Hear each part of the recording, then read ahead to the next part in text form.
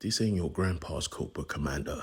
This guy is cool as hell. Not just an intellectual powerhouse, but skilled enough to go toe-to-toe with Duke himself. This is G.I. Joe, issue 6. Now when they first met, Duke thought he had all the cards. I mean, this guy was clearly a nerd. He was in a science lab, looking goofy. Of course he could take him down. He asked him his name and the Cobra Commander simply just told him because he wasn't scared. He wasn't flustered. Matter of fact, he found this whole encounter quite entertaining. He simply walked around the room like he owned it because he did. Duke had aim at his head and still he didn't care. He just kept having a conversation because he felt Duke and himself were kindred spirits, both once perfect soldiers until they were outcast, now finding solace in a new force, a new army, a new people to fight for and to fight with. He even let him know this fact. You and myself are kind of alike, but Duke denied it. I am nothing like you.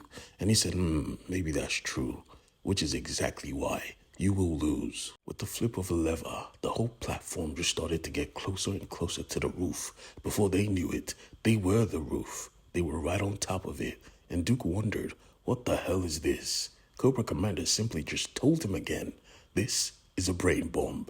When it goes off in 5 minutes, every single person in this city will worship and serve Cobra.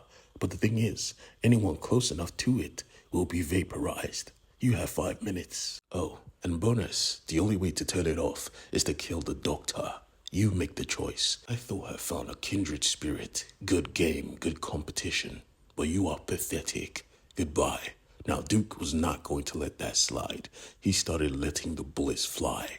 But the Cobra Commander was like that for real. He had one arm that could take that gun. As he vaporized the bullets, he realized at that moment, maybe, just maybe there's hope for Duke yet.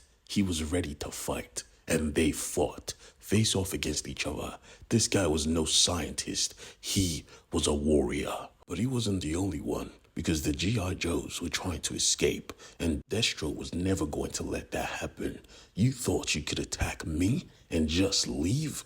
Nobody attacks me and just leaves. No one. You will die today. The Baroness was at the helm, trying to keep everyone alive, and behind her, Clutch was making it obvious that they needed to go back and get Duke. He would do it for them, and she said yeah, he would, because he is a fool. They were still getting shot at, and Clutch was here calling Baroness a bitch. Yeah, you could save him, but I guess you're too soft. A quitter. Now, that was disrespectful. And the Baroness does not take disrespect. She did a 180 and hit it back straight.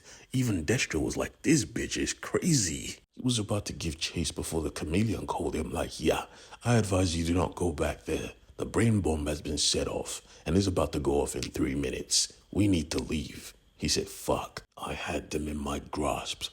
Damn it, let's go. I'll see you in Springfield. The Cobra Commander, however, was busy locked in combat against Duke. Now, the Cobra Commander's arm was powered by Energon, so each laser could actually kill, but Duke didn't care. He came forward full force, no cowardly behavior, knocking the commander to the ground. The commander was about to blow his face off, but he pinned his arm down with his leg.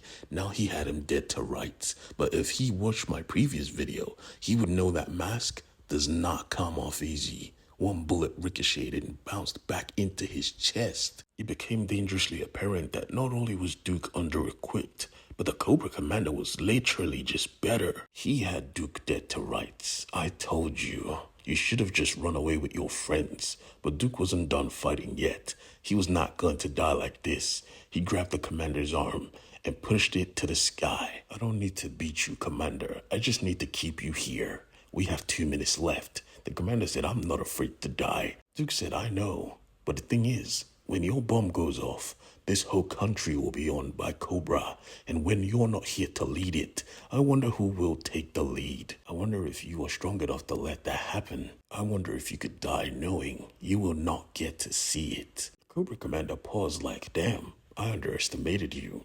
And just killed the doctor. He left nothing behind but a skull. He was gruesome. And Duke, well, Duke was terrified. What did you do? The commander said, I told you. The only way to turn the machine off was for him to die. a sacrifice. He picked him up by his uniform. I'm gonna kick your ass. But yeah, that was never going to happen because the Cobra Commander had a sword and he knew how to use it. Like some kind of savant, he split the chest of Duke. He made him kneel. Yeah, this was fun, Dookie. You forced my hand. That's hard to do. I respect it. Pushing a button caused the compartment to open up and he grabbed something. And then he came to Duke, about to end his life. You really should have ran away, like your friends. But Duke corrected him. My friends didn't run. They were ordered to leave, and they never follow orders. As we see, they were here, ready to take him down. The Cobra Commander simply just stopped. Well played. This was fun. I cannot wait for our next encounter. See ya. And he jumped off the roof. The charisma on this character is astonishing. I mean, I'm not even trying to glaze him, but this guy is cool. He is cool as fuck. Duke cool as well, but I mean, recently he has taken too many L's, and today was just one of them. Both sides took a hit, and the forces of Cobra, they felt it. They felt defeated, really defeated. The Cobra Commander, however, thought it was a good day. Destro was pissed. You betrayed us. You turned on the machine. All you do is lie. Tell us the truth or I will rip it from your corpse. The Cobra Commander just placed his hand on Destro's chest like Bane did. You come close because I allowed it. Are you done? Destro said yes, and he said good. Our weapons worked. We now know our enemy, and I unlocked the device I was trying to unlock from the start.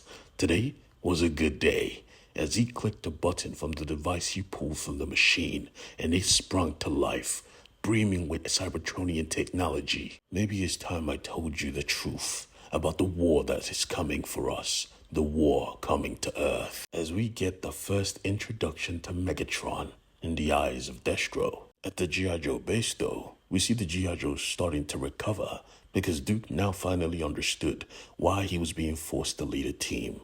Because fighting for yourself alone is cool and all, but fighting with a team, success is determined by how many people come back alive and how many people are available to continue the fight. This was a good day. Nobody died. And now they know their true enemy, Cobra, a vile organization. So vile, in fact, that Clutch needed some air. You remember he was undercover. He saw some really fucked up shit directly at his face. He needed to breathe. And so he took a truck and he dipped. He just drove. He was still part of the IJoe, but he wanted the air on his face. As he drove, we see in his pack some type of Cobra device. Could this not be our Clutch? Sadly, we don't get the answer because suddenly his vehicle just started to morph. And just like that, Clutch was the first IJoe member to meet his first Autobot. And it was absolutely amazing.